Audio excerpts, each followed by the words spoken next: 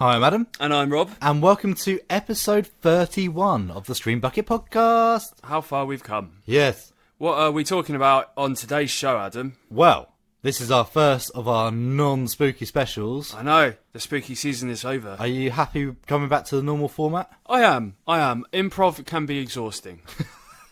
You hate improv. Do you hate improv? I think so. I think I do. I like certain... What I don't love is when my brain stops working and I have to try and shove inspiration and imagination out of it. And what actually happens is I go, and then, yeah. And then we just panic. I like the panic. Yeah. I think it adds to it. Yeah. I think it's fun. Either way, well, I suppose we'll probably be doing... I'm not making any promises, by the way, to anyone listening. There might be Christmas improv after the tequila exhibition that was last year and getting lost in the mall and killing Santa. We saved him. Yeah, we saved. I meant saved. Yeah. But yeah. Yeah. There's guy I know from work has been recommending an improv class we should go to. Oh, has he been recommending it? Has he? What was he implying? Does he mean we're not very good at it? Surely not. No, it's all practice, isn't it? Yeah. Then go on stage and do some improvs. Oh, look, I've got a fish. Maybe we should do that. Maybe it'd be fun. Just once. It would be worth doing. I think. But yes. So, yeah, back to the normal format. And we were discussing V for Vendetta. We were. The neckbeardiest of neckbeard films. Yes, the most arty potentials. VVV. Yeah. Male superior intelligence rubbish ever made. Which has some good points, we will admit. It's not all bad. As discussed, I think we quite liked it. Yeah. But it just comes across as... yeah. Like, I really didn't like them. I said to you during the screening, like... I want one of our characters to punch him in the face and just get on with it. Yes. But yes, we discussed that. What else did we talk about? We covered some current movie news, the likes of Scream 5. I briefly talked about how I was almost murdered by a falling helicopter. Yes. Which did happen. Yeah, and we quizzed each other. We did quiz each other. And you can find out the results of that later on. Yes, you can. Shut your mouth. No spoilers, douchebag. Yes, indeed. We also looked at some trailers coming up as well. We did. And we've got some reviews coming up as well. We do. Yes, indeed. Yeah, so let's get into it. Shall we? Yeah. Cool. Hoist the curtain, dim the lights, roll out the red carpet, and welcome your hosts, Adam and Rob. Screen Bucket. Hi, I'm Adam. And I'm Rob. And welcome again to Screen Bucket. And we're in November. Yes, it's back to Screen Bucket now. Yes, the spooky season is behind us. It is indeed. Now we've got the cold winter chill. We do, and I'm quite enjoying it. It's nice. It is nice and refreshing, yeah. I'm happy that we don't have to make a film every day anymore as well. Oh, I miss it. It was fun. And we got to go up the attic lots of times and do silly things. I genuinely feel a bit lost.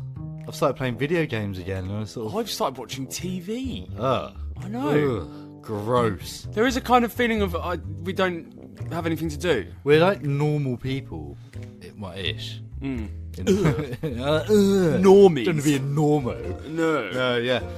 We finished as mentioned last time, we finished our spooky season of daily horror homages. We did, and we created our own annual Halloween short as well. Yeah, we did a 48-hour film. Last year it was 24 hours. This year was 48 hours. The different shows, I think. It does, definitely.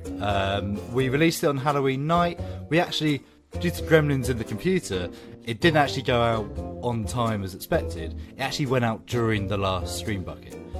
So, you may not have seen it. If you haven't, do look up Daphne Thunderstorm and the Pumpkin Scarecrow.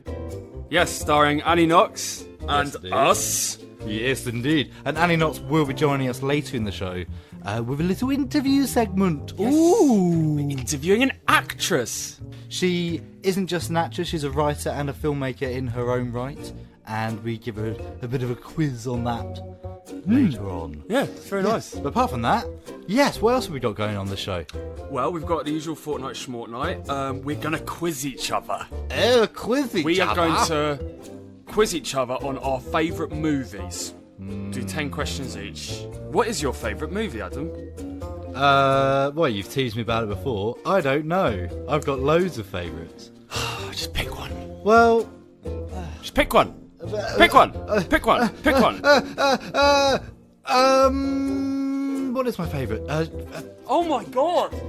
You're doing a freaking film radio show. Yeah, I don't have one favourite. Pick one. What's your favourite song, Rob? Bohemian Rhapsody. Okay, damn it. That didn't work. Straight off. Well, Evil Dead 2 is probably the one I know most about. Well, there you go. Let's go with that one. We'll do that. I'll do Jurassic Park. Okay. Done. Jurassic Park? Yeah. Not Jaws? I was going to do Jaws, but I think I probably know more about Jurassic Park. Okay, fair enough. Fair enough, yes. No, cool. So we've got our November... We've tried to theme it. The film we'll be discussing on this show will be V for Vendetta. Because it's November. Absolutely, Guy Fawkes and all that. So we've also got some trailers to discuss and some of our normal gibberings. Yeah. Yes. In the meantime, Rob, you've been watching TV. What have you been watching? There are things that I have watched. Oh, God. Okay, no, here we go. Yeah. I went on a little Netflix wormhole through the wonderful world of Louis Theroux. Okay, I went way back to one he did in the early 2000s, I believe, where he goes and visits UFO fanatics around the Roswell, New Mexico area. I remember that one, yeah. And there's a maniac on it. Obviously they're all a bit eccentric, but there's this one guy who hates aliens. Like, most alien fanatics are kind of like mystified by them. This guy, he created his own mind gun. He has badges on his arm that represents his 3 alien kills. Which didn't happen, mate, let's be honest. But he's created this gun that if you focus your mind's energy into it, it fires a laser beam, which you can't see. But if you shoot an alien with it, they die. And he's got a girlfriend who, is completely, believes all of his sort of nonsense. So what if it's true, Rob? He runs around the desert and shoots lasers from his mind gun. What if it's true? I don't want to live in that world where this man is right and he gets another stupid badge that he made himself, which he sews to his stupid jacket. What if it's true, Rob? Do you want it to be true? Yeah! Yeah, I don't know, man. I found it very fascinating. These there's entire alien villages where they people come and visit on their way to I remember that really well. Yeah, and people get annoyed with each other because they're taking their tourism profit away. Yeah. There's a big sort of turf wars all around aliens. It's wonderful. I'd really love to do that. What? Area 51 Nevada tour. I would. Road trip sort of thing. But they took Louis as close to Area 51 as they could get. And some sort of agency car comes and perches on top of a hill and watches them. Mm-hmm. And all you can do really is drive out into the desert until you're not allowed anymore and then turn around. So, would it be that good? There was a show... Well, not just strictly Area 51. I mean, go to all the the cafes and things like Paul. Yeah. There was a show that was like conspiracies and mysteries. It was investigating these things and interviewing people about it. And they did Area 51. They went there and they got watched by the show was about the Men in Black rather than Area 51. And they got spotted by a man in black and they were like, "Oh my god!" The show got cancelled after that episode. Yeah. Really? Yeah. What are they hiding from us? Stuff like that makes you go, oh, hold on a minute. Similarly, I've been watching on my own Netflix trip into insanity, Ancient Alien. Ooh! I love Ancient Aliens. It's the most ridiculous documentary. Because believe what you want, the stuff they talk about, whatever. But the show hates itself. Really? The show... There's a narrator who absolutely doesn't believe in anything that's been discussed. His tone of voice is condescending, slightly angry. Brilliant. So whenever they move into a different topic, the narrator would say something like, is it possible these stones were placed by a source of magic, as ancient alien theorists believe? That's the thing, it's never, is it possible aliens built the pyramids? It's, is it possible some stupid little alien moved something, as ancient alien theorists believe? It's ridiculous. And also, they've got the same panel of experts, there's like 5 of them, Right. who are in every single episode, all presenting evidence for the particular theory that's on that particular show. Okay. But they contradict each other. Like, one of them might believe in Atlantis being a spaceship, right? Right. Just say that. But then, in the next episode, he also believes that the Nazca lines were directions to an ancient alien that left us.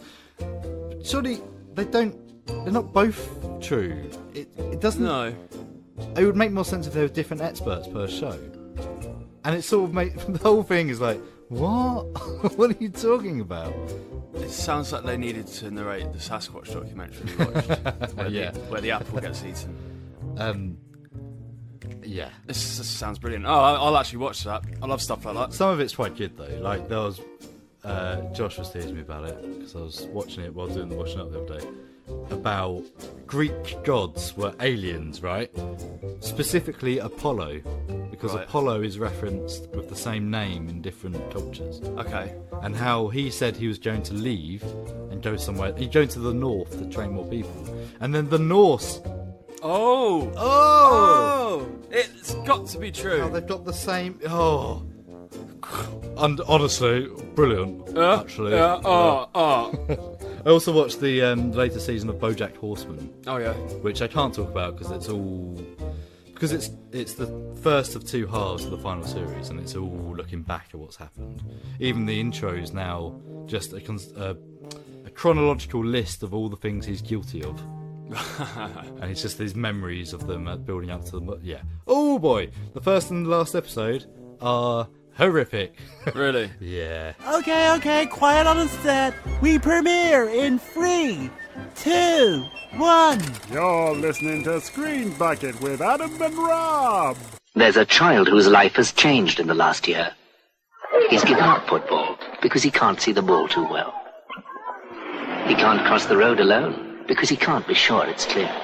And he won't see much of the fireworks this year because last year a firework was thrown and blew up in his face. Somewhere there are other children whose lives are going to be changed. Will one of them be your child? And that was Firework by Katy Perry. Oh. My favourite. Why did we play that? Because it's the fireworks month. Okay. Fair enough, I guess. It is the month of Guy Fawkes, who I was Googling actually, and I find it fascinating how he died, because famously he was hung, drawn and quartered, but he wasn't actually. He jumped off the thing. And I don't know if he was about to be hung in the start of the hung, drawn and quartered process. Yes. And he leaped off the platform, broke his neck and died instantly. But that annoyed some people. Yes. I mean, out of everyone who they probably wanted to get tortured a lot, Oh, yeah. they really wanted him to get tortured. He wasn't the leader, though, was he? Was there 6 of them? There were 6 of them, yeah. He was just the guy who they chose. But and this is what I learned from a Horrible Histories You Showed Me episode. Yeah. There was one buffoon who wrote to his mate in Parliament that said, just to let you know, we're blowing the place up tomorrow, don't come to work. Yeah, and he tips off the cards. What do you think's going to happen? Oh, well, they're going to blow it up. I don't know if I should say something. I'm gonna. Yeah, I know. I'm going to say something. It's because they didn't want to kill him because he was a Catholic. Right. Because that's what it was all about, was killing Protestants and the king because he was Protestant. Yes. But yeah. Last year we tried to explain, I asked you to explain the story from memory. Yeah. And I remember you getting it pretty much accurate. But have you ever tried to explain it to a foreign person? No. It's difficult. So you say, right, to really boil the whole story down. Remember the 5th of November, where a guy and his mates tried to blow up the House of Parliament with the King, got caught, was nowhere near being burnt alive at the stake. No. Completely unrelated. And so we celebrate by burning an effigy of the body every year. It makes no sense. It's the weirdest tradition ever. It does feel like maybe there's a couple things that got merged in, but penny for the guy. Penny for the guy, yeah. So why did that happen? Why do we do fireworks as well as the bonfire? It's absurd. It's bloody absurd. It's just because it is. Yeah. That's all. That's the only answer you can really give. Why do we eat hot dogs and what? Stand in a field together and Toffee apples. What? When did Why? that? You know what, guys? So I've got toffee and I've got an apple. So the only thing I can imagine is that the Guy Fawkes is just burning the effigy of the bad man. This is what we do to terrorists. And it became a thing where everyone comes to the same place, so they need food. Then bonfires are boring, so they put fireworks in. Yeah. It's just one of those weird traditions that doesn't really make sense. It's like at Christmas they keep coming up with things like stupid elf on the shelf. And Oh, suddenly what? I still don't understand that. I want to kill the elf on the shelf. I want to rip him in half. We'll talk about it later in the year, but do you remember the naughty elf in Poundland? Yes. Absolute filth. What was it? So they had the little elf thing. I think it's probably the same as the elf on the shelf thing. The little elf thing, they made it do naughty things. Right. With the products that they sell. One involving a tea bag and a Barbie doll. Right. And there were lots and lots of complaints about these things, and they got removed. But why did they ever think stuff like that would pass? Just a moment of madness, isn't it? Literally, yeah. Anyway. Take one dark night in November, add one adult, a tin box with a lid, and a torch. Mix in a liberal sprinkling of children of various ages and place a few handfuls of well-chosen fireworks all together in the box. Then take out the fireworks one at a time, close the box, and read the instructions carefully, using the torch. Light the firework at arm's length, preferably with a safety lighter, and then stand well back and wait. And wait. And wait. Never be tempted to return to examine a dud. It might not be. Add a little sparkle for good measure, and what have you got? The perfect recipe for a safe and happy Guy Fawkes night. It's called the Firework Code, and it's yours free wherever you buy fireworks. Remember, on the 5th of November, follow the Firework Code. I'm just a sweet screen bucket. Adam's Film Reviews. Dr. Sleep 2019. You're magic. Like me.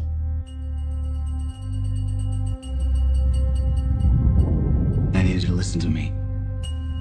The world's a hungry place. A dark place. Hi there. I only met 2 or 3 people like us. They died. When I was a kid, I bumped into these things.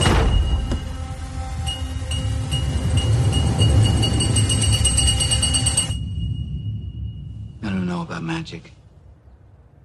I always called it The Shining. Adapted from the 2013 novel of the same name by Stephen King, Dr. Sleep serves as a sequel to The Shining, both the novel and the film. While officially an adaptation of the novel, writer, director, editor Mike Flanagan created Dr. Sleep to tell the story of the book while existing in the same cinematic world of Stanley Kubrick's masterpiece, The Shining. I hope you got all that, listeners. In either case, the film opens in 1980. Danny Torrance and his mother Wendy have escaped the Overlook Hotel and settled down in Florida, as far from snow as it's possible to be. Deeply traumatised by the events of The Shining, Danny is haunted by the spectres of the Overlook, most notably the rotting woman from room 237. Unable to speak and deeply terrified, Danny is met by the ghostly apparition of Dick Halloran, who teaches Danny a technique to imprison the wandering spirits of the Overlook, who have latched onto the shining light of Danny. Years later, Danny, now going by Dan, continues to suppress the spirits of the Overlook in his mind, assisted by his raging alcoholism. Things haven't gone well for Dan in the last 30 years. But as he flees his surroundings, he ends up travelling to a small, friendly sort of town where he meets a man by the name of Billy, who lines Danny up with a job, a home, and a seat at the local AA group. Things are beginning to look up, with Dan finding solace working in a hospice where he's able to use his shine to comfort dying patients, who affectionately come to know him as Dr. Sleep. Meanwhile, in the fringes of society, a group of mysterious people known as the True Knot feast, led by the mystical Rose the Hat, which is in equal measures a mysterious and prattish title for anyone. The True Knot subsist on children who, in some way or another, shine. Like vampires of the soul, the True Knot are, in essence, immortal, as long as they continue to eat. However, things are starting to look desperate, and on the verge of starvation, the True Knot kidnap a child and pretty brutally torture him to death, hoping to eke out every last scrap of his power. His screams, however, do not go unheard. A young girl by the name of Abra Stone senses his agony, and in her panic, she reaches out through the shine to Dan. Soon, Dan and Abra are on the trail of the True Knot, but are they strong enough to defeat them alone? Or will they need to rely on the ghosts of the Overlook to defeat them once and for all? Dr. Sleep might be the best sequel that we could have got from The Shining. Don't get me wrong, we don't need it. Indeed, we still don't. Just because Dr. Sleep exists doesn't mean in any way that I'll ever feel the need to watch them back to back. While the story is passable, Dr. Sleep has one major flaw for me.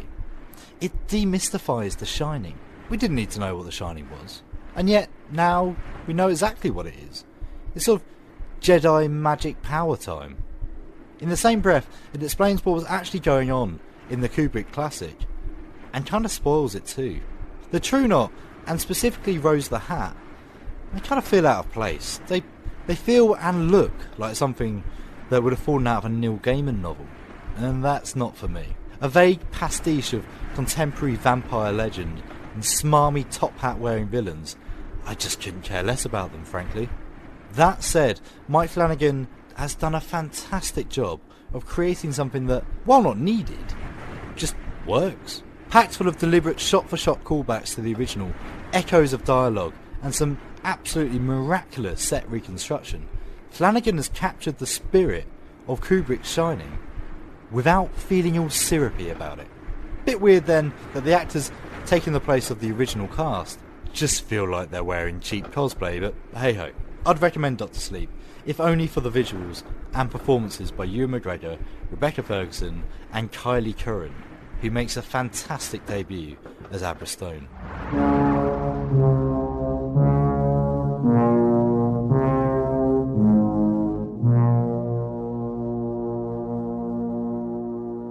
Robert. Adam. We are back in the podcast land now. Nice. And I want to recommend to you Dance Macabre by Stephen King. Why?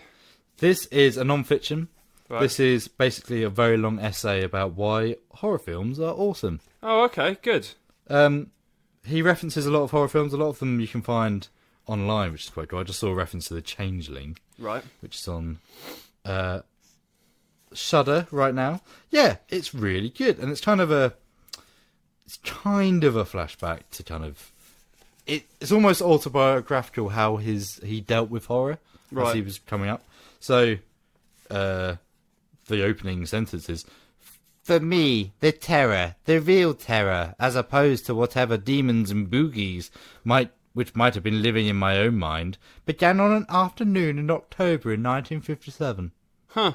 I had just turned 10, and, as was only fitting, I was in a movie theatre."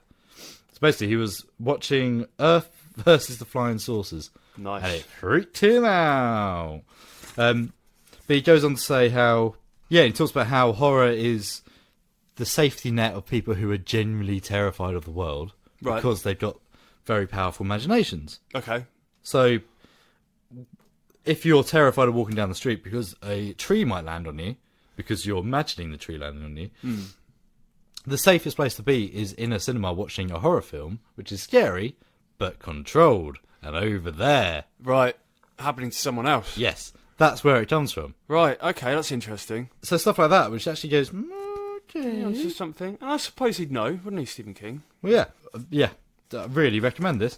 This is Stephen King's Danse Macabre, which is basically a collection of essays about horror. Ooh, I'll give that a read. Will you, though? Yeah. Nice. I was actually going to ask you for a book, because I've ran out of things to do. Yeah, this is non-fiction. It is worth reading, because it's quite interesting, and especially relevant to us. Nice. Good. Great. Back to the show. Back to the show. Hollow Dell Media's Screen Bucket with Adam and Rob. Right then, Rob. We're going to give you a little quiz, aren't we, son? Yep. Right, so this is the Jurassic Park quiz. I found one online. To challenge your brain, your dinosaur little peanut brain. Oh, thank you, mate. Did you know that the Stegosaurus had a brain the size of a walnut? Off to a good start. Yeah. A little fact for you before the quiz even started, mate. What colour were the Stegosaurus's fins? I don't know, did I? Because the skin pigments. Oh. Oh. Oh god, I thought you were going to go, well, actually, they found a really well-preserved fossil and they were red, so... But actually, they don't have fins. It was a trick question, What actually. do you mean plates? Did you mean plates? No, I meant fins, because there aren't any. It was a trick question, actually. Shut up. Yeah. So, right. Here is a Jurassic Park quiz from theradiotimes.com. Ooh.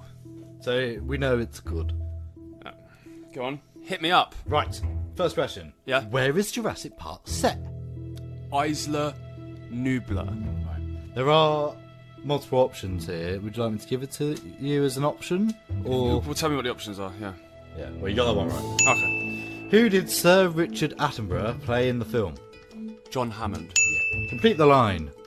They do move. In herds. What is Dr. Ellie Sattler's job? She is a paleobotanist. Correct. Oh! What is the name of the company that tried to steal the dinosaur DNA? InGen.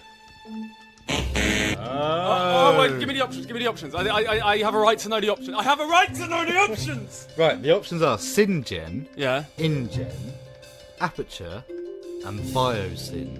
Ooh. Ooh. Aperture? Right. No! Right. Was it Biosyn? Yeah. Was it so obvious? It's got sin in the name. Let's move on. Damn it! What is the name of the cartoon character Hammond uses to explain the dinosaur's creation? Mr. DNA. Give me the answers. Give me the right question. Right, that was correct. Oh, thank God. Who is this character? Dennis Nedry. Correct. Ooh! This is a good question. This is what made me do the quiz. What is the first species of dinosaur that kills someone? A T-Rex, Dilophosaurus, Pterosaur, or Velociraptor? Velociraptor. Correct. Yeah. Because that was in the intro. Shooter! Shooter! Yeah. Complete the quote. Boy, do I hate. Options: school holidays, dinosaurs, being right all the time, or being stuck at a theme park with kids. Being right all the time. Correct. After the experts arrive, who is the first character to be killed? Donald Gennaro, Right. Ray Arnold, Robert Muldoon, Dennis Nedry. I think it's Gennaro because he's the blood-sucking lawyer who gets eaten by the T-Rex. And I believe that is the first post-expert death. Okay, let's find out. Correct. Ooh! Ooh! What is the last thing Robert Muldoon says? Clever girl. Correct. Yes, I'm on fire. One of the options here was bring it. Bring it. After engineer Ray Arnold is killed off screen, what remains alert the others to his demise? What remains? What, like body part? His arm. Yeah. Where are Lex and Tim attacked by the Velociraptor? Where on the doll are the... Where? Well, they're first attack. They're in the canteen and they go into the kitchen. Kitchen is an option. I think we'll go with, what was the other options? Paddock, kitchen, control room, jeep. Well, it have to be kitchen. Yeah, kitchen. Correct. And finally, complete the quote. Hammond, after consideration, I've decided... Not to endorse your theme park. Correct! Sweet. Right, you got 13 out of 14. I mean, that's pretty good. It's got a little thing. Clever girl. Oh. You've dino-sawed through this with ease. Woo! Ugh. Fantastic. I win. Unless you win.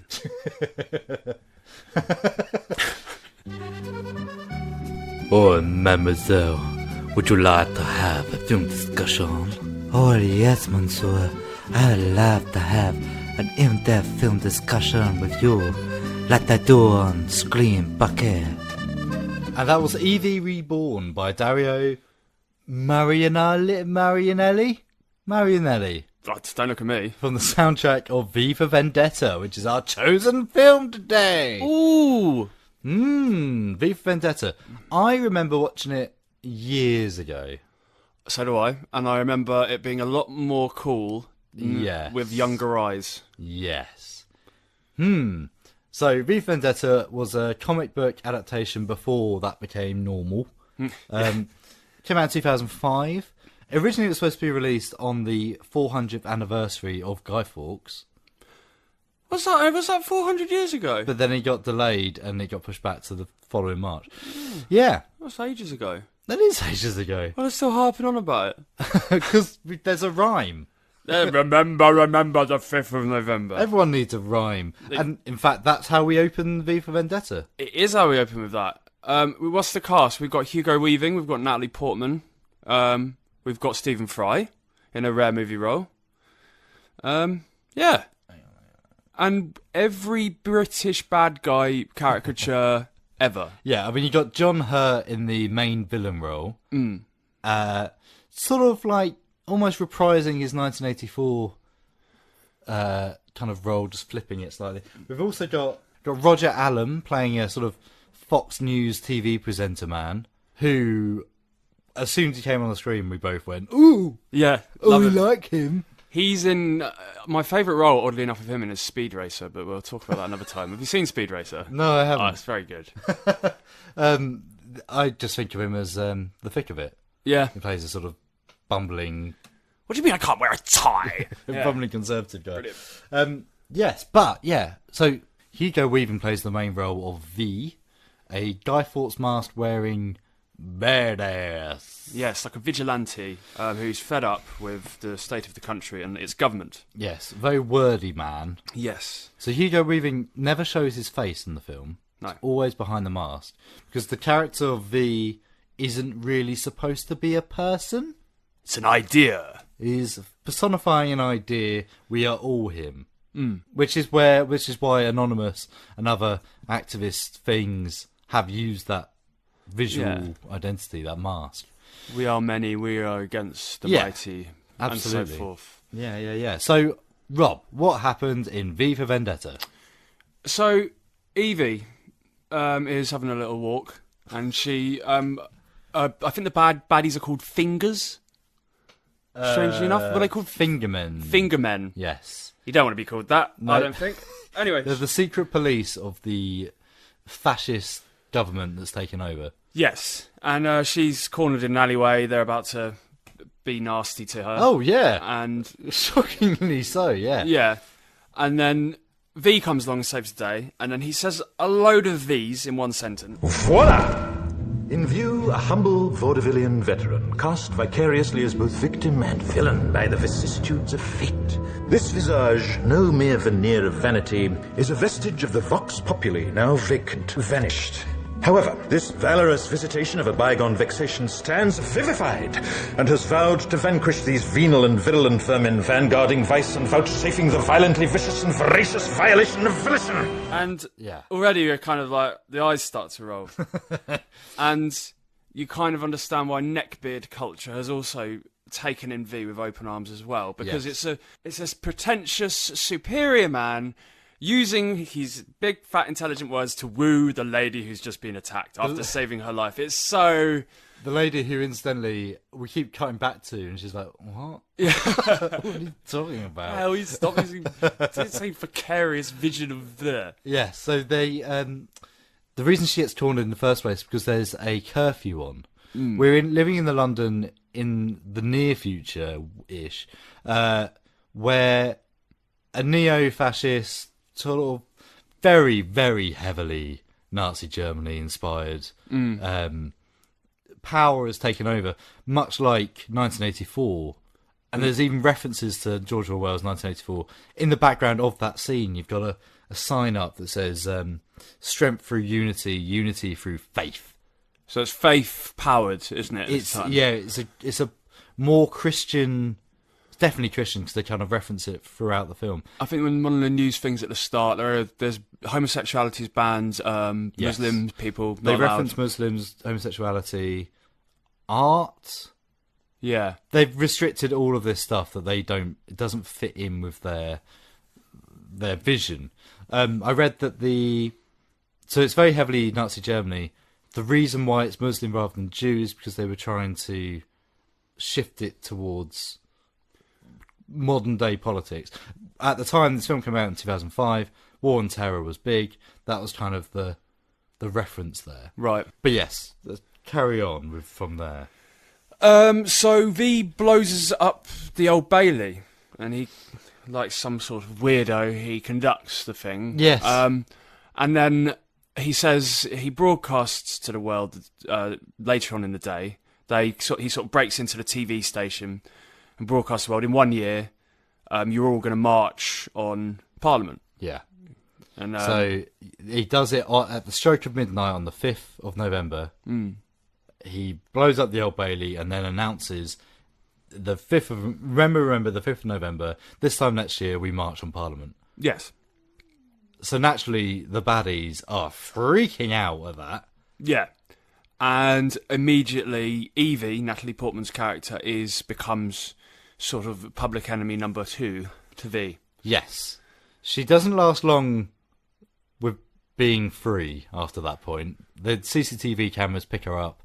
She ends up getting basically kidnapped by V. Yes. Locked away in his underground nerd basement full of nerd things. Yeah. And art and music and various other sort of banned things that he nicked. And quite boastful of it. He's a bit of a douchebag, really. He is. V is not a hero I really aspire to be. He's a bit of a... They make lots of references to the Count of Monte Cristo. Yes. And comparisons with him. Edmond Dante. Absolutely. So, a prisoner who escapes his wrongful imprisonment and plans his revenge and works away in the background under a new persona. That's kind of where he is. And he decides that he's going to keep Evie as a little pet. Even refers to her as her Mercedes, doesn't he, at one point? He does. The love interest from... I can't stand him. No. Which is annoying, because Hugo Weaving is one of the most likeable characters. Whenever he's in something, I love him. But I can't, and I didn't really enjoy Evie, either. Was it the British accent which kept going Cockney and then going back to posh again and then up north? It was, but his relationship... V and Evie's relationship was so... I mean, we're talking abusive relationship here. Locking her in a room. For the best part of the year. Making her do his bidding, basically, as he tries to brainwash her. It was so bizarre. And, of course, because it's a film from the early noughties, naturally that becomes a love interest situation. And it just felt like Stockholm Syndrome. Yeah. It just felt like she was his prisoner. It was awful. There were several times in the film where it kind of felt like he knew what was best for her. Using his control and his will, he makes her a better person. That's how it is. And it's not a good theme, really. She even tries to get away from him and then ends up ruining someone else's life and then coming back to him. Yeah. It's just a damaged relationship playing out, really. I read that V for Vendetta was a comic by Alan Moore, famous comic scribe, and David Lloyd. Alan Moore refuses to be credited on this film because he hated League of Extraordinary Gentlemen and From Hell. After this film, he also hated Watchmen and various other things adapted from his works. But anyway, one of the reasons he hates this is because by being adapted by the Wachowski brothers, sisters as they are now, who did The Matrix famously, they made it more American. Yes. They brought it all up to date, and that meant, in this time of war and terror, that meant it was all sort of American stuff. That's where the Christian thing comes from. That's where the weird news broadcast, which did not feel English or British in the slightest. No. They might as well just have done it in America. Yeah. It was very, screwed up. Felt weird, where all the baddies are very English, they're very suits and tie, and all this stuff. And then every time we see the news, they're, hi! With that in mind, I guess you could argue that maybe it's for an American audience anyway. So we're much less likely to like it than Americans. Americans might find it quite mystifying, all of the crap Britishness involved. I guess so. I mean, we did enjoy the Britishness when it did come through. Things like mostly just side characters swearing. The round the round table of baddies who are all so evil. Man, you have had 4 hours. You had better have results. Mr. Creedy. The Bailey area is quarantined. All significant witnesses have been detained. Good. Mr. Etheridge. A recording device was found wired into the central emergency broadcast system. The DCD was Tchaikovsky's 1812 Overture. Add it to the blacklist. I never want to hear that music again. Yes, sir. We were saying that the best Thick of It episode ever would be following the suited guys from the Vendetta. Oh, he's coming here again. Oh, no. Has he seen me? Has he seen me? One of the other main characters, the Chief Inspector Finch, played by Stephen Ree, who, again, fantastic actor. I was much more drawn to him and his assistant than I was the main character of the film. It was compelling. They were compelling. The way he was unravelling the mystery, that was what was actually quite good about it.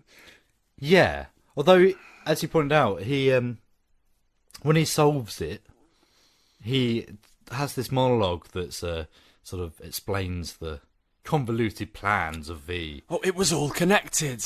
And we know.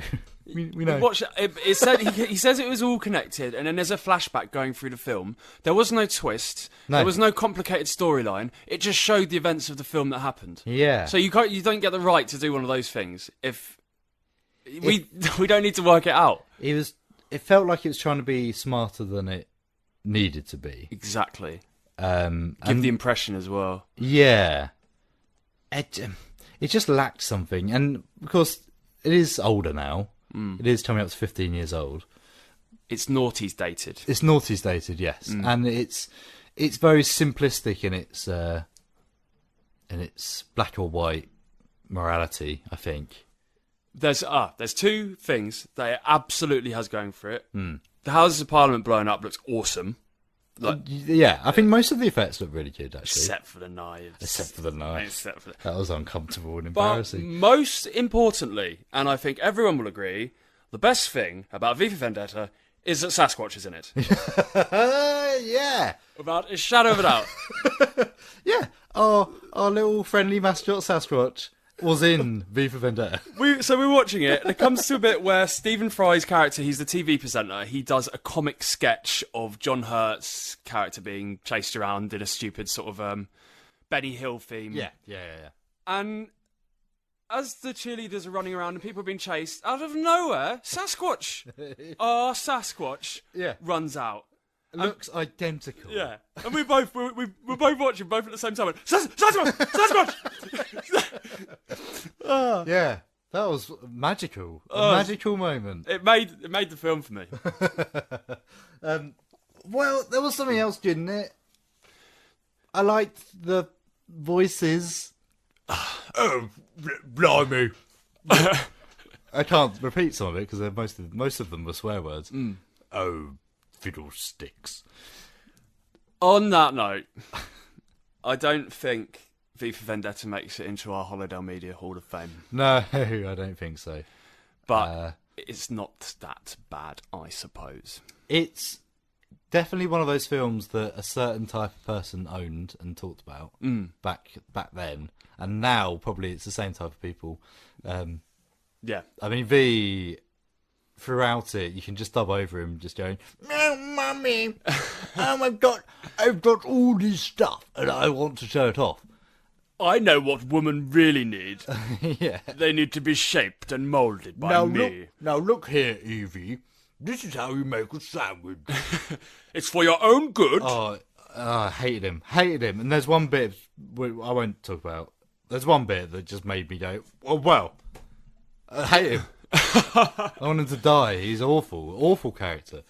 But yes, I can see why people might have latched onto him. But anyway, let's end with a snippet of the Overture 1812. Just a sweet screen bucket. Assassin's Creed Syndicate is, believe it or not, in a surprising amount of people's top games lists for this generation. That is especially surprising considering it did so poorly that it, together with the constant negative press, convinced Ubisoft to take a year out to come at their next game in the series, Assassin's Creed Origins, from a different angle. Sure, there's still lots of climbing. Yes, there's still a whole lot of defogging of maps and jumping from high points into piles of hay or leaves. And yes, there's still plenty of irony surrounding the actual assassinations. I mean, it's still just as easy to run in and stab the target in plain view and then leg it as soon as the iconic bloodying of the feather has finished. But the combat has changed, and the game is a lot bigger, and it's in Egypt.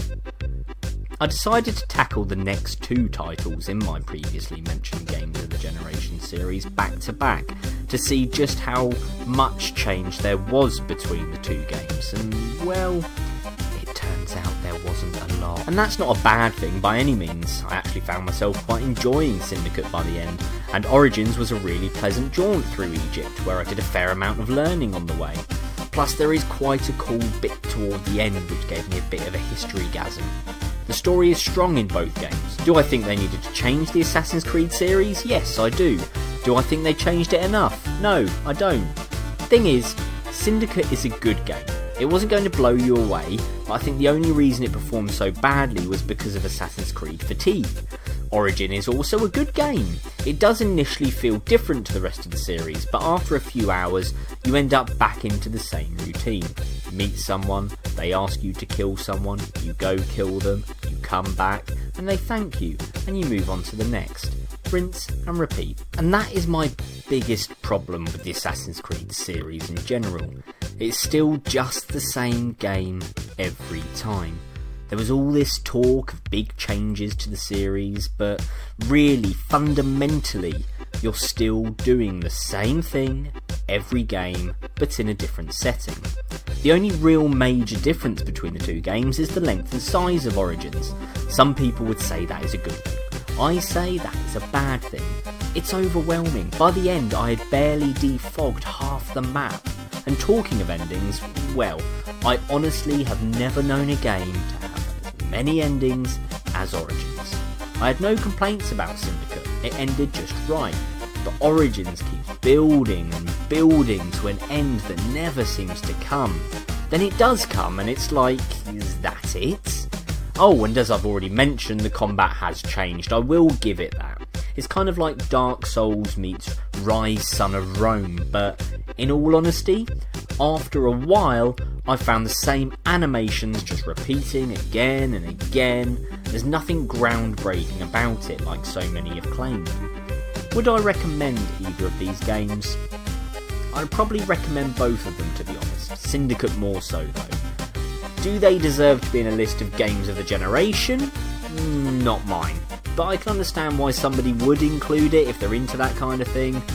It's just, it's not groundbreaking. It's not something that's gonna change the games industry. It's just more Assassin's Creed. Hollow Dell Media's Screen Bucket with Adam and Rob. Well, Robert, there's someone in the room with us. I know, an actress, a real-life actress. Actress or actor? What do you say now, Annie? Either. Either is good. We have an Ivor in the room. We have an Ivor with us. A professional Ivor. Yes. Hello, Annie. Hello. Who are you, Annie? My name is Annie. Indeed. Annie Knox. Yes, Annie Knox on the door of success. Oh, that's fantastic. Is that why your name is that? No, that is actually just my name. Okay. But I just like to say that. Okay. Yeah. Brilliant. So Annie played Daphne Thunderstorm in our horror Halloween special. Daphne Thunderstorm and the Pumpkin Scarecrow. Absolutely. So that came out on Halloween. If you haven't seen it, you should. Yes. Why are you even listening to this if you haven't seen it? Excellent. I'm in it. Absolutely. So, the mark of success. Exactly. Indeed. So, how was it playing Daphne Thunderstorm? It was wonderful. Have you always wanted to be an ace journalist? Do you know, before I wanted to be an actress, I did think about going into journalism. Oh, really? Yeah, I did. Considered it for a while. Considered it, or did you study it? No, I didn't study it, but at the time I was writing creatively anyway. Okay, I thought it would be a good day job on the side of writing horror novels if I could practice writing as a journalist. But I don't think I'm cut out for that life. Well, it's always worth a try. You might dip back into it at some point. Maybe. When the need arises. Yes. So you're not just an actress, you're a writer as well. Yes. You've writing or written a novella. Yes. Yes. Can you share any light on that?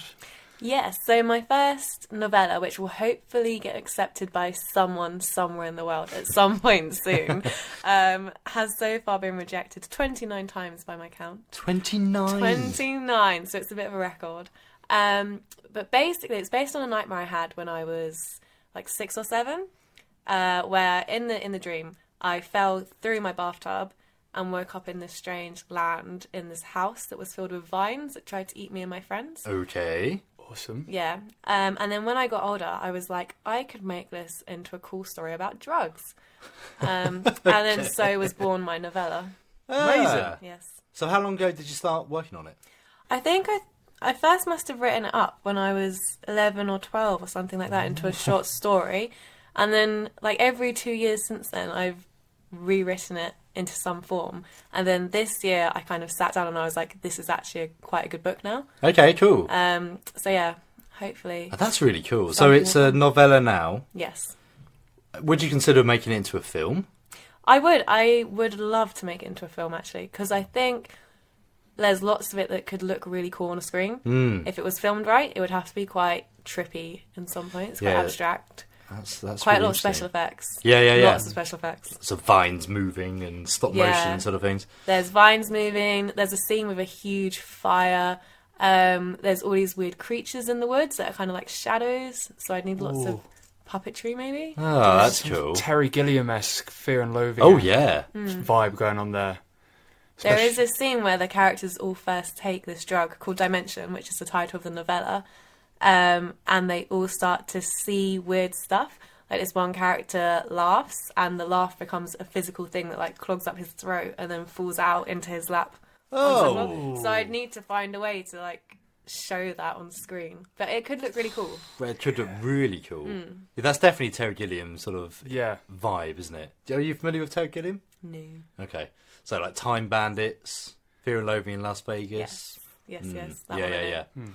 That's cool. Love it. So not only are you a writer and actor, you also direct films, is that right? Yes. So, I've fully directed and produced one film, kind of co-directed and co-produced another. Okay. And like half directed a third one a few days ago. So you're just mad about creating stuff? Yes. I love that. Absolutely. I think that's kind of similar vibe to what most of our stuff is. Just want to make One of us. So we had met Annie before filming Daphne Thunderstorm. Yes. Annie was one of a few people we invited to our auditions for Quaggers. How was that? The audition, there was a moment, because like on Star Now Amanda, you always have to be careful because there's always going to be someone who isn't actually a filmmaker, who's just like a weirdo. Really? Yes, absolutely. I and can totally there see was that. one point where I'd walked all the way from Hitchin Station and I was coming towards where you guys were, and you were like kind of really far back. Yeah, all the way down. So I was going up and I couldn't see anything that looked like an audition space. I could just see houses, and I was like, this is it, this is where I die.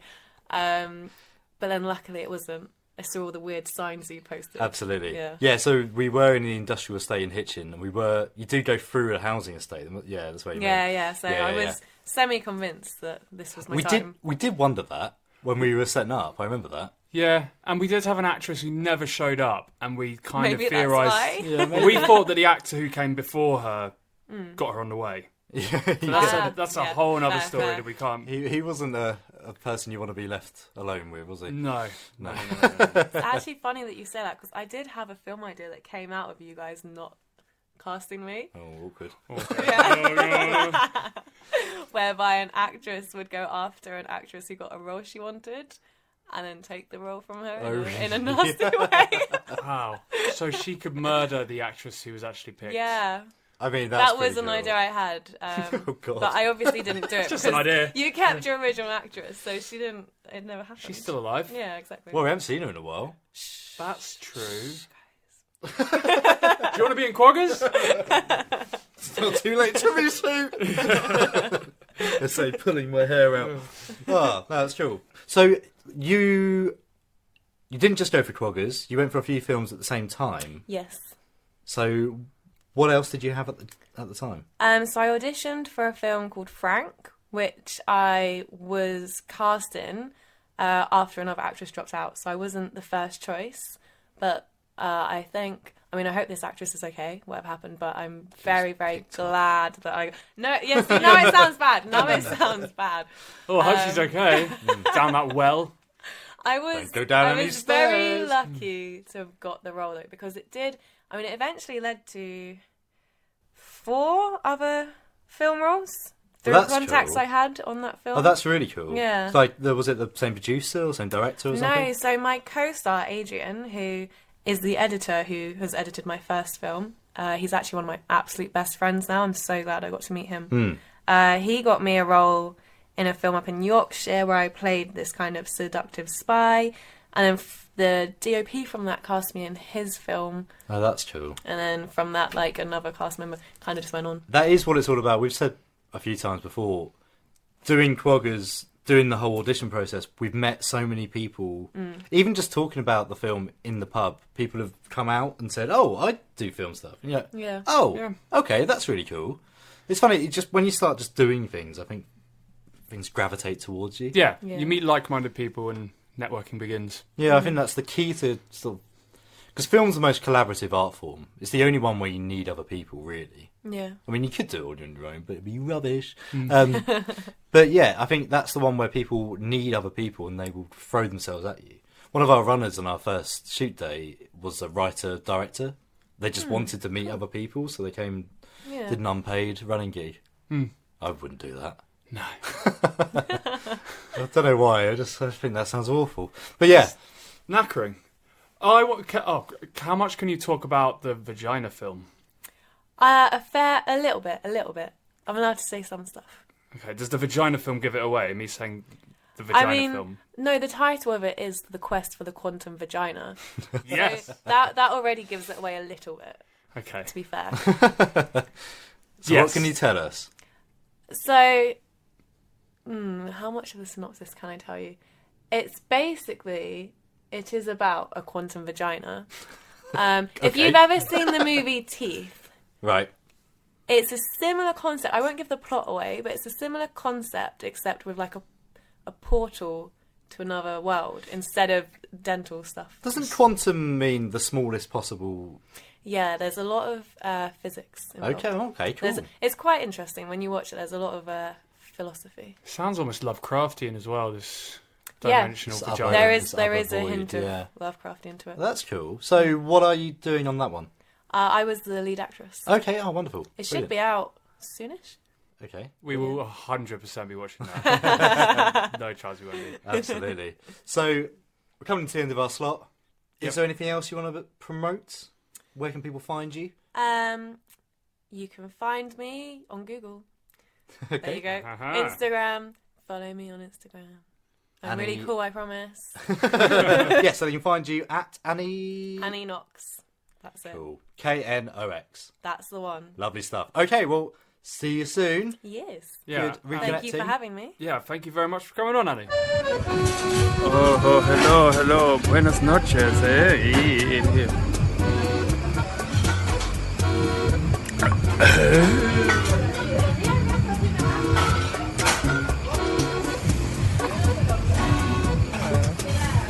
Salt in it, put the salt in it. Sí. Buenas noches. Welcome to Fortnight Schmortnight. And remote control helicopters are falling out of the sky and almost killing me. I want to start with that because yesterday I was walking through the streets of Welwyn Garden City and all of a sudden, smashing metal all around me. I was terrified. I almost died. What? Yeah, why? What happened?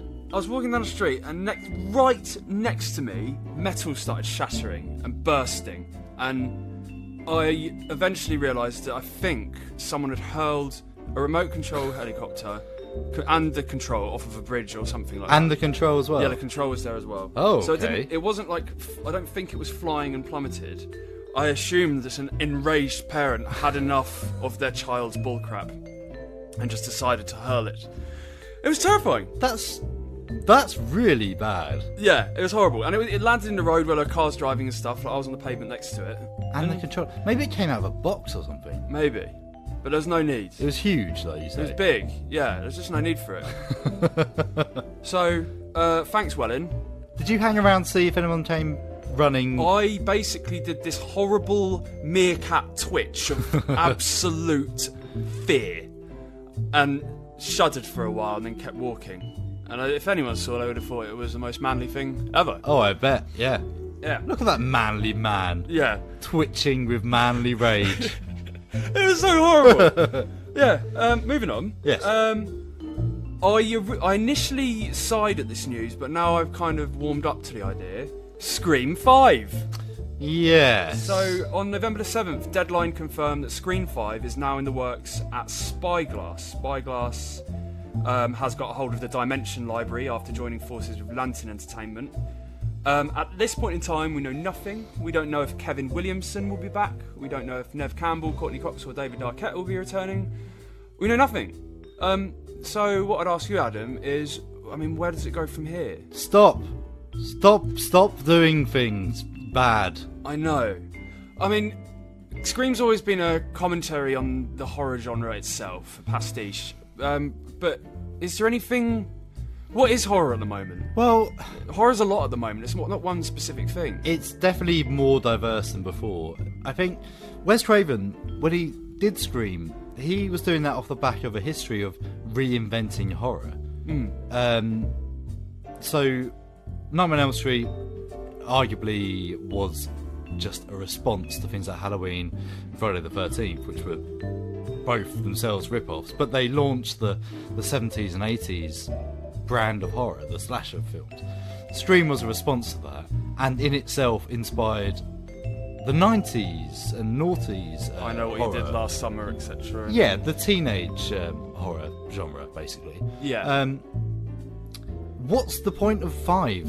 What's it going to do? Is it going to do nothing? There's been lots of ghosts, like Insidious. Maybe he's pretending he's a real ghost. I don't know. I feel like there's better ways of... this is assuming it's not just going to be a nostalgia trip. There'll be better ways of doing something in a similar vein. Yeah. Yeah, I think so. In a way, Conjuring. In a way, Conjuring kind of did that because it brought in the based on real life kind of horror in a way that could be told in chapters because it's following the investigators more than... So that something like that, where they could go and look at different types of horror. Yeah. That's a better way of doing that. Yeah, definitely. As long as they don't kill Sidney Prescott off right at the start and pretend that it's shocking. I wouldn't even mind if she turned out to be the killer. I think that'd be cool. Because she just lost it completely. If you get attacked 4 times, eventually you're going to go mental. You just start killing everyone. Yeah. Well, unless they do the Halloween and also equally Terminator Dark Fate route where she's an older woman coaching younger people in this situation. That'd be cool. Yeah. Or she's not involved at all and she tracks it down. She appears on the scene. Yeah. But we'll put a pin in that. Please don't screw that one up because I like Scream very much. Moving on, James Dean. So, Rebel Without a Cause, East of Eden. He's one of the most iconic actors in movie history. And he's been reborn through the use of CGI in the upcoming Vietnam movie Finding Jack.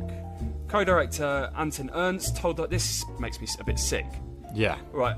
He told The Hollywood Reporter, "We searched high and low for the perfect character to portray the role of Rogan, which has some extreme complex character arcs, and after months of research, we decided on James Dean. That is the most insulting thing. There's so many actors looking for work. Exactly. That's the equivalent of, oh, we couldn't find anyone good enough to write this book, so we got Shakespeare's words and reformatted them. It's nonsense. What? It's nonsense. And quite rightly, Chris Evans, Elijah Woods, like loads of the Hollywood community have come out and said this is just wrong. Well, yeah. I mean, there's now after Rogue One, when they resurrected Grand Moff Tarkin and Princess Leia as a young New Hope woman, people put in their contracts that you should not own my face. Wow. The fact that exists surely disqualifies the use of already dead people. Yeah. Like, okay, fair enough, Rogue One was weird seeing them, but at least the characters kind of made sense why they would have done that and put them back in. Yeah. Even though they could have just got an actor and put makeup on, but whatever. Yeah. This is just ridiculous. It's so dumb. Well, they're doing it with music, aren't they? They had like holographic, like Michael Jackson tours, and it's just so dumb. But yeah, but at least use people have given them permission to do it. Yeah, not long dead. Anyway. Yeah, it's so dumb. What else? Bill Murray has been officially confirmed to reprise his role as Dr. Peter Venkman in the upcoming Ghostbusters 2020. Dan Aykroyd confirmed the news on the Greg Hill Show, adding, Jason Reitman wrote a beautiful, heartfelt script that takes the real DNA from the first two movies and transfers that directly to the third, the next generation. It hands the legacy off to a new generation of stars and players and actors and characters. And yeah, stop it. Yes, I agree. It's just do something new. Bill Murray, in the last few times I've seen him, especially when he's related to Ghostbusters, looks like he'd rather be dead. Yeah.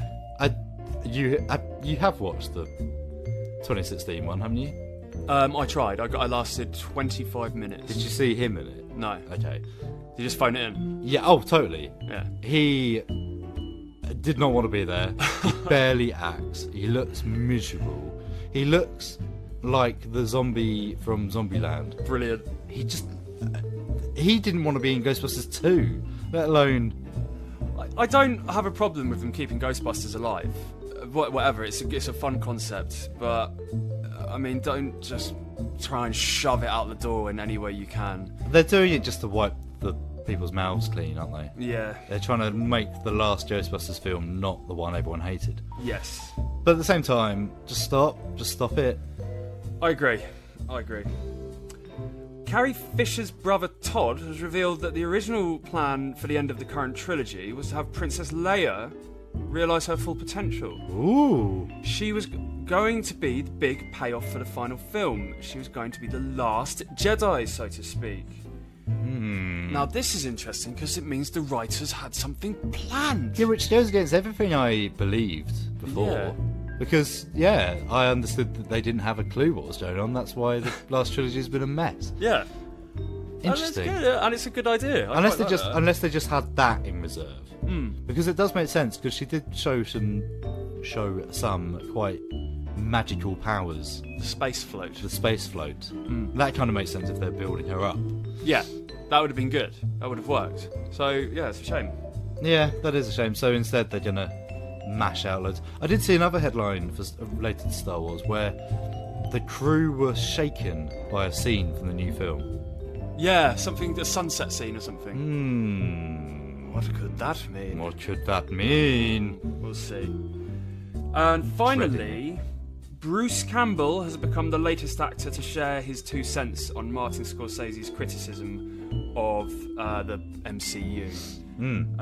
Appearing at Spooky Empire, a Q&A session, Campbell said it hurts because the movies aren't easy to make, which is a good point, and he also rather astutely pointed out that Scorsese's new film, The Irishman, uses more CGI than any Marvel movie, which is a bit of an exaggeration, but there is a lot of CGI in there making them faces younger.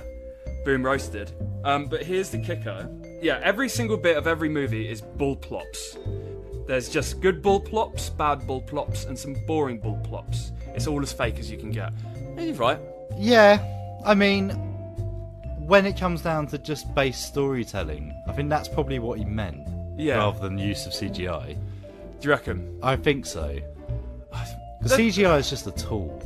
But when it becomes main characters, I think that's probably where it's getting at. But there's always been movies like The Avengers, and they might have not come in a comic book format, but they are essentially just blockbusters with action.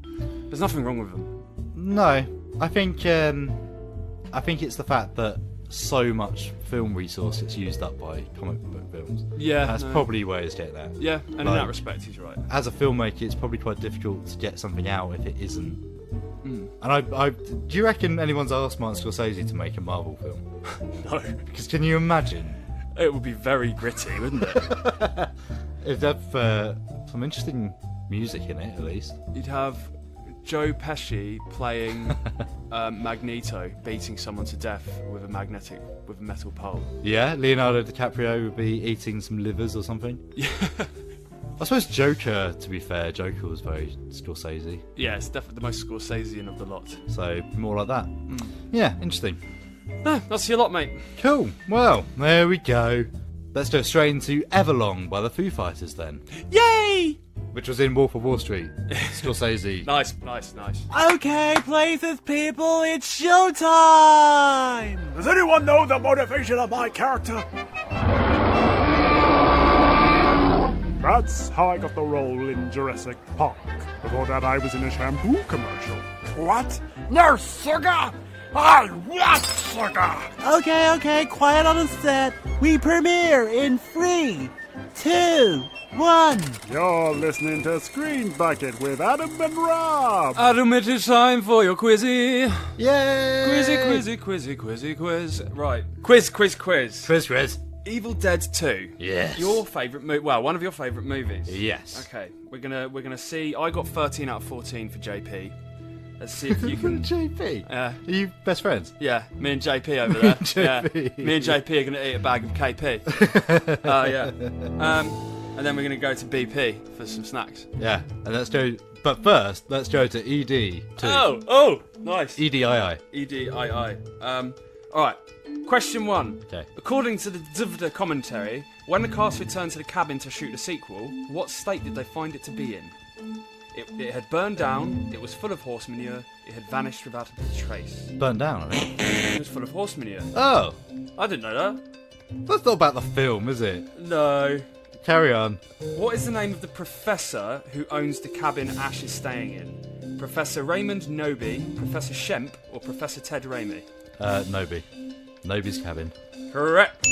Which world-famous writer convinced Dino De Laurenti to finance Evil Dead 2? Stephen King. I did not know that. Yeah, Stephen King loved the first film. Did he? Yeah. Ooh. Why couldn't Betsy Baker reprise her role as Linda in the sequel? She hated the film, she was possessed by a deadite, or she was pregnant. Oh.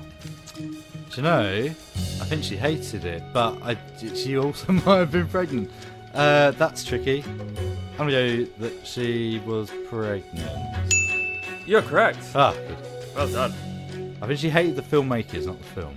Okay, well they did make her do some horrible things. In what year does the narrator imply the Necronomicon vanished?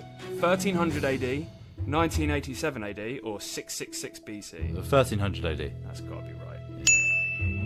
How is Ash depicted on the pages of the Necronomicon? As a deadite, as a conquering hero with his boomstick and chainsaw, or with his head in his hands, crying like a baby? Well, it feels like it probably wanted to be the third one, but it's the second one. Nice. Yes, interestingly, you're correct.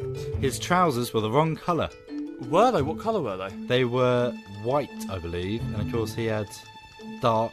Denim jeans? No. Or were they chinos? Sort of cords, I think. Yes. Dark brown cords. Yes. What iconic horror item can be seen hanging above the door of the work shed? Leatherface's chainsaw, Jason Voorhees' hockey mask, or Freddy Krueger's glove? Freddy's glove. Oh, I didn't know that. I'm learning all sorts of things. They had a rivalry with Wes Craven. Did they really? Yeah, there was a whole thing where you would show a horror poster or something in the background of another horror film saying, that's fiction, that's not right. This is the real horror. Ah. So they kept, I think Wes Craven Nightmare on Elm Street, they were watching Evil Dead or something. Right. So they put... Yeah, anyway. That's very clever. When Ash is possessed, the necklace on the floor near to him is laid out in what shape? A crucifix, a skull, or a love heart? A skull. Correct. Alright, you're smashing through these now. Putting that early lost point behind you. Which hand does Ash chop off? His right. Correct. Who's laughing now? What book does Ash use to trap his demonic hand? A Farewell to Arms. Nice. Very good joke. What was Kurt Russell's favourite line from the movie? Who's laughing now? Groovy or Workshed? I think it's Workshed. Correct. Yeah. Oh, that's interesting. I didn't know Kurt Russell. Although I think the question, I think it's actually the truth is slightly different. Kurt Russell asked Bruce Campbell to say on the set of Escape from LA. Yeah. On the set of, he went up to Bruce Campbell and said, "Can you just say Workshed?" And he did, and then he said, "I don't know what that means, but my son was desperate to get that." Really? So yeah. Oh, brilliant. Which Marvel superhero has an Evil Dead 2 poster on his bedroom wall? Wolverine, Spider-Man, or Franklin Richards? I don't even know who Franklin Richards is. Spider-Man? He's a nerd, so yeah. Yeah. It's not a question about Evil Dead 2, is it? No. Complete the line. That thing in the cellar is not my mother, Ted Raimi sweating his tits off in a costume, or one ugly mother effer. Yeah. Not my mother! Yeah. What is the name of the rat that appears in the movie? For God's sake. Senor Cajones, Shemp, or Bruce? Senor Cajones. Yeah! Oh my god, you got it right. Woo! Senor Cajones. I was just thinking what would make them laugh. Yeah. What car does Ash drive? A 1955 Chevrolet 150, a Pontiac Trans Am, or a 1973 Oldsmobile Delta 88? It's the Delta, yeah. Yeah, buddy. Alright, so we're drawing. Do you want to answer this final Weaver Dead Are question? we drawing? What's your answer? Oh, we're drawing now. Yeah, because you're on 13 and 14 at the moment. I got 14 out of 15. Oh, 14 out of 15. You got 13 out of 14. Oh! Well, you've got to find me another Jurassic Park question, otherwise it's not fair. Or should we just leave it? What's... We'll leave it with me winning. No. No. Also, the one I got wrong was not about the film. Well, that's not my problem. Alright, let's find a mutual question. So, let's go for an Indiana Jones Raiders of the Lost Ark question. For a tiebreaker. Okay, Raiders of the Lost Ark. In what year did the events of the film take place? 1936, 1938, 1940, or 1942? 1938, I'll go for. I'm going to go for 36, which is correct. Oh, bugger!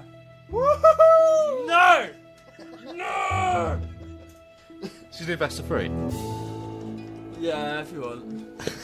What's the name of Jock's pet snake? Frank, Archie, Reggie, or Jerry? Reggie. I'm going to go with Jerry. No. Yes! Yes! Okay. Yes! Alright, so what about this one? What word does Indy write on the chalkboard in class? Paleolithic, neuropathic, homeopathic, or neolithic? I'm going to go for Paleolithic. Unless you wanted to go for that. No, I'm going to go Neolithic. You've done Paleo, yeah? Okay, this is the big one. Yeah! Victory! Fine. So I got 16 questions right. You got 14? Is that right? I think so. Well, don't say it like that, because... only 14? No, because I got 13 out of 14 and you got 14 out of 15. And yeah, so I got one more right, and then I got two... You didn't get one more right because there wasn't initially that many Jurassic Park questions, so you can't say that you got more than me. So shut up. Shut up! Adam's Film Reviews. The Good Liar, 2019.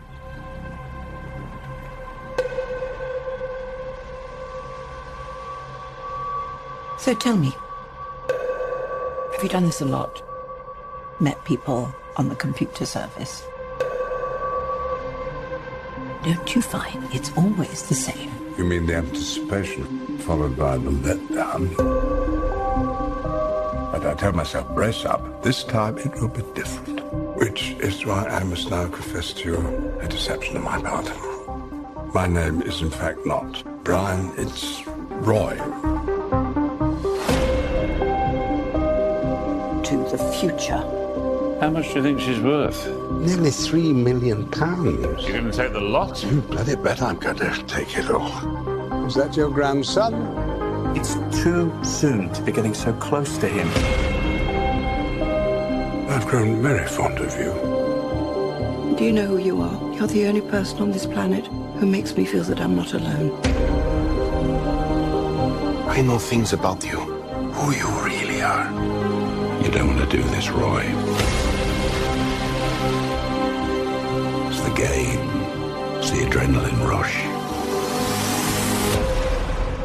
What if it is? Adapted from the novel of the same name by Nicholas Searle, The Good Liar is directed by Bill Conton, starring Ian McKellen as Roy Courtney and Helen Mirren as Betty McLeish. After arranging to meet, widower Roy Courtney meets with recent widow Betty in a restaurant somewhere in London. Having met online, the pair introduce themselves at first with false names and awkwardness, but soon open up with one another, soon launching into an affectionate relationship built mostly on companionship. Except that isn't the whole story. Roy is a long-time con man and confidence trickster. When he's not arranging to meet lonely, wealthy women at fancy restaurants, Roy can be found in the seedy corners of the capital, arranging money transfers and questionable financial deals, with only one thing in mind: profit. While with Betty, however, Roy plays the role of the weak, charming old man, earning the sympathy and trust of Betty, his latest target. When Betty reveals she has money to burn, Roy twists the knife, sidling himself into Betty's life and home, much to the suspicion and resentment of her grandson Stephen, played by Russell Tovey. As Roy weasels himself into Betty's finances, Roy's secret life begins to bubble to the surface, with a holiday trip with Stephen to Berlin answering many questions, yet posing so many more. And that's about the moment where the film starts to feel silly. Sometimes you can watch a film and never know where the source material came from. Other times, you know exactly where the story came from, and what's more, you know exactly who the audience is too. In the case of The Good Liar, I'm willing to bet the money in my pocket that the type of people reading it are also the type of people who grow courgettes, listen to Radio 4, and spend their evenings watching murder mysteries on ITV4. You can see it from the moment the story begins to unravel. The shocking mysteries, the chapter cliffhangers, the utterly ridiculous and terrible ending that expects you to ogle at the genius of the unraveller. This is the story that at the end of each chapter, you return to your left, grab a biscuit, and chat endlessly with the person sat beside you about how you didn't see that coming. I can't be too harsh on The Good Liar. Carter Burwell's soundtrack at least sets the tone perfectly well. It looks good and tells the story well. It goes without saying that Helen Mirren, and particularly Ian McKellen, perform exceptionally well here. It's the final act that lets the film down for me. I enjoyed the gradual unravelling of the characters. I enjoyed the setting. But that final act just felt rushed and kinda dumb. For an otherwise pretty classy and well thought out story, it deserved better. But it will do. This is a film that is absolutely perfect to take your mum to.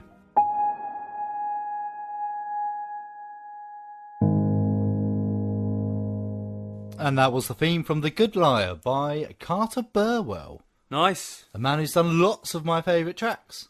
Nice. Yes. Very good. Yes. So, trailers. Trailers. Many trailers. Many trailers coming out. Not that many films. No. But lots of trailers. Lots of trailers. Do you want to start with Colour Out of Space? Colour Out of Space, yes. Okay, Colour Out of Space is the latest H.P. Lovecraft adaptation. It's directed by Richard Stanley. Who hasn't done a lot. And looks like a complete weirdo. Sorry, it was a very long-haired man in a black cowboy hat. Not that there's anything against that look. It's by Spectrovision as well, who did Mandy. Yes, Mandy was very good. And you can absolutely tell that because it's got number one, it's got Nicolas Cage in it. Already winning, yeah. And number two, they're crazy about colour. Very, very vibrant purples and greens. Yeah. And things like that. The Colour Out of Space was a short story by H.P. Lovecraft where a mysterious alien colour appears in the night sky and drives people mad. Yay! Anything that drives Nicolas Cage mad is always going to be good. Yeah. I think that's his niche. A lot of people I speak to about Nicolas Cage can't stand him. Why? And I don't know. I love him. I want to cuddle with him. Yeah. He's brilliant. I love it when he goes mental. He's got the best mental face. He has got the best mental face of any actor who's ever lived. Ever since Face Off. Face Off, Bad Lieutenant. You need to see the Bad Lieutenant. I've seen it. It's amazing. Yeah. He just goes insane. Yeah, brilliant. So yeah, really, really looking forward to that. That's going to be out soon? Yeah. Oh, it's won awards already. So it has. Toronto Film Festival, Nicolas Cage. Win. Nice. But yeah, it's getting great reviews, actually. Okay, fantastic. That is good. There we go. Here's a good quote. A welcome return for director Richard Stanley. Colour Out of Space mixes tart B-movie pulp with visually alluring Lovecraftian horror and a dash of gonzo Nicolas Cage. Ooh, a dash of gonzo Nicolas Cage. I like that. I mean, that is a great review. And the poster looks awesome too. Yeah, that looks sick. It's a shame they spelled colour wrong. Yes, there's a U in colour. There's a U in all of us. What next? We'll talk about Invisible Man. Invisible Man. Ooh. Looks brilliant. Yeah, it does. And I always just thought that if there's a film about Invisible Man, it's going to be really boring. Because it's just an invisible guy. But they made this look brilliant. Yeah, it's sort of following in the footsteps of The Hollow Man. Yes. Where he's completely mad. Completely mad. Stars Elizabeth Moss, who escapes an abusive relationship. The guy allegedly kills himself. She inherits $5 million. Yes. And tries to move on with her life, but then she starts getting haunted by this presence that is the Invisible Man, and no one believes her. I think she's going crazy. Well, yeah, and it looks interesting, and the trailer, while it appears to give everything away, we're only seeing it from her point of view, so I wonder if they're going to build on that. It's definitely more horror. Yeah. This was originally announced under the Universal's Dark Universe thing they were doing, which kicked off with The Mummy. But The Mummy was rubbish. Absolute rubbish. They were going to have Johnny Depp playing Invisible Man. Right. But that all got cancelled because of the terrible thing. So the rights for this got bought out by Blumhouse. They've obviously given it a more... I don't know if they've given it more of a horror vibe, but that's definitely the way it's going. Very, very horror-y. I can't wait. Looks awesome. Looks brilliant. Looks really good. Next one, controversial one, because I liked it. Code 8. I think Code 8 looked lame as hell. Code 8 appears to be a story about superhero people, or people with magical powers, who are being hunted by the police. Yeah, or they're restricted in their lifestyle. Yeah. They have to, I think using their powers is illegal. Right. But you've got some awesome police people with all their suits and action. The police people looked cool. They had robot arms going on and stuff like that. Yes. But Synthwave soundtrack. Yeah. But then the cast looks dumb. Everyone's ridiculously good looking. It does look weird. Yeah. It gives me a bit of a cyberpunk thing. It's weird that they've swapped out. Ordinarily, the cyberpunk sort of stuff would be people with robot arms being illegal.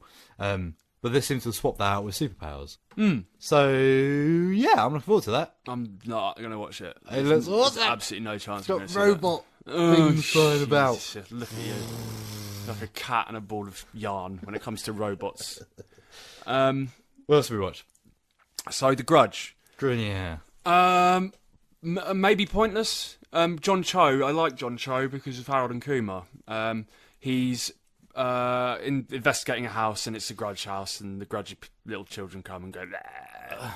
Yeah, it's pointless. I mean, to the extent that I remember when the trailer for the Grudge, the Sarah Michelle Gellar Grudge, came out, and they showed the hands coming out of the back of the head in the shower. Yes, and they did exactly the same thing in this one. Why? And it looked worse, I thought. Yeah. And there was a big news about this with Sam Raimi coming back as a producer. Yeah. But that means very little. No. I mean, yeah, I'm not sold on it. I was quite excited at first, but nah. Then we get to the really good one. Little Joe. Yeah! Little Joe. Tell us about Little Joe. So they've genetically modified some sort of plant that gives off happy pheromones, and it's everyone's successful and everyone's happy about it. But then one of them does something differently. Little Joe. So you've got all of these like botanists in a room, like science plant men and women, and they're starting to get weird. And you don't see what I liked about this trailer. It was extremely unsettling, but they didn't show any violence. Nope. They didn't show anyone losing their mind. It was just people looking uneasy in a room. And a brightly lit room as well. Brightly lit room. Yeah. It had a really uncomfortable vibe to it. The music helped. Yes. It just looks really cool. It reminds me of a Robert Heinlein short story where people get infected by the pheromone of a plant and the army soldiers, and they start putting their guns down, just lying. They just become plants. Really? They just want to lie in the sun all day. Amazing. Yeah. Anyway, but that's it for trailers, isn't it? Yes, that'll do. So I want to see all of them. I don't want to. I don't care about Code 8. I don't care about The Grudge. I desperately want to see Little Joe, and of course, my man Nicolas Cage. Yes, indeed. Can't wait. Cool. Now let's play a track you've suggested. I suggested Rawhide theme from the Blues Brothers. Yes. Hollow Dell Media's Screen Bucket with Adam and Rob. And that was Kiss the Minority by Gooligan. Yes, from the Ideal soundtrack. Nice. Yes. So, it's the end of the show. It is. Have you had a nice time? Yes, it was lovely, sir. Good. Pass me another biscuit, won't you? Oh, yes, yes, quite. Have we mentioned the Halloween muffins? No, we haven't mentioned the Halloween muffins. So Asda are getting rid of all of their Halloween stuff before it melts. Yeah. Before it gets absorbed into the gallows of hell. And they've got these Halloween muffins, chocolate and orange, and they're delicious. They're so good. They've got a nice gooey centre. Yeah. So if you're going past them, I don't want to upsell Asda, do I? Well, they're 25p. It's not going to make a massive dent. Good. Yeah, if you see the 25p muffins in Asda... Four muffins a pack, 25p. Lovely. Yes. And I'm going to go back and buy all of them, so you can't... Oh, you won't get any. And you would be known as the Muffin Man. I'm the Muffin Man. Oh, Cornelius Moneybags is the Muffin Man. Yes. Cornelius Moneybags. Yes, we haven't mentioned. So Annie we got Annie in to play the titular Daphne Thunderstorm in our 40-hour film Daphne Thunderstorm and the Pumpkin Scarecrow. It came out on Halloween night. Did we talk about this before? No, we didn't. I don't think we've mentioned it, but okay. If we have, we can take this out, can we? So do check out Daphne Thunderstorm and the Pumpkin Scarecrow. It's on YouTube, and it's been our most successful production to date. Yeah, certainly of the non-sketch variety. Yeah, we went out on Halloween. We came back. By the time we came back, it had 1,000 views. Thousands. I mean, that probably sounds insignificant compared to some people. Yes, but we're happy about it. We are happy about it. Yeah, it's nice. It was a dovetailing of a Halloween film released on Halloween, I think. Yeah, and moving forward, I would like to shoot films more like that. You know, because Quaggers has been hard, stretched out over the year, and it's often hard to keep motivated with something where you have to wait a couple of months to get certain actresses back and stuff like that. Yeah. But next time we make a film, and we talked about this before, and I'd advise any other filmmakers to do the same.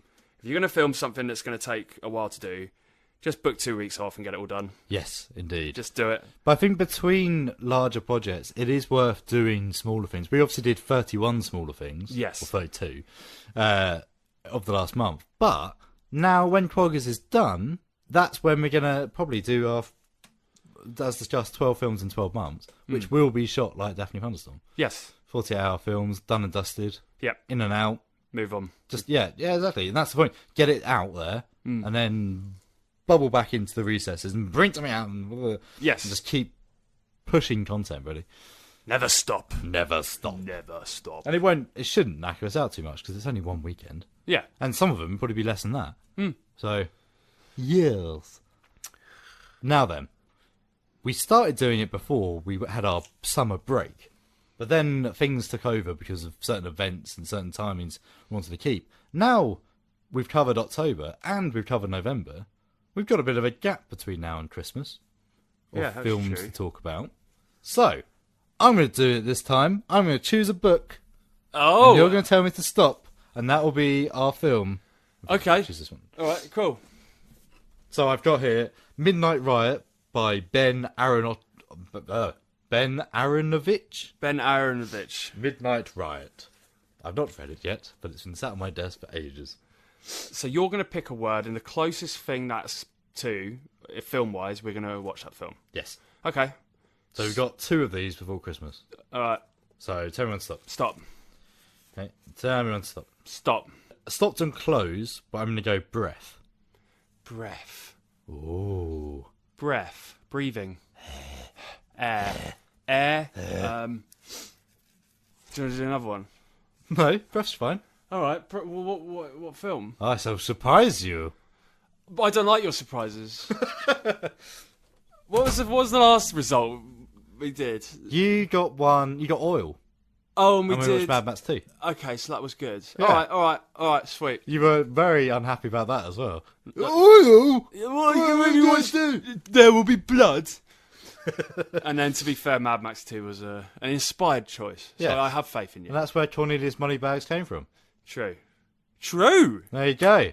All our success came back to that random word search. Cool.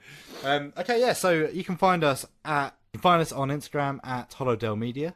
Yep. You can find us on Twitter at Holodell Media or at screen_bucket. And of course, you can find North Herts Radio at North Herts Radio on Twitter and Instagram, I believe. Nice. Yeah, keep following. We'll keep you updated with upcoming things. And enjoy the rest of your November as well. Enjoy that cold, cold air. Oh, yes. And to play us out, we've got Jailhouse Rock by Elvis. Is it by Elvis? It is by Elvis. It's definitely by Elvis. It's definitely Elvis. Because he didn't sound like Elvis earlier. I think he's young Elvis. Right. That's my... That's old Elvis. Yeah. Young Elvis is... Yeah. Right, cool. Alright, see you later. Glad we worked that out. Bye. Holodell Media's Screen Bucket with Adam and Rob. And that was the show. Good. Did you enjoy the show this week? I did, actually. It is good. Is it? In case anyone has not noticed, I'm hanging quite badly. I'd had some cheesy chips last night, and I met it again. It came back to visit, if you know what I mean. It came back up the stairs. Hello, I'm your cheesy chips. Hello, I'm back. You ate 20 minutes ago.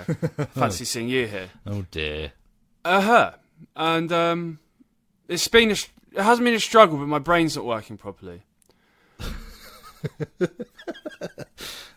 The look of sort of faint panic in your eyes when you say things like this. It's like, I'm dying and no one's helping me. Exactly. But yeah, thank you for sticking with me on this one. Professional to the end. Yes. Which is very close by the look of it. Very much so. Yeah.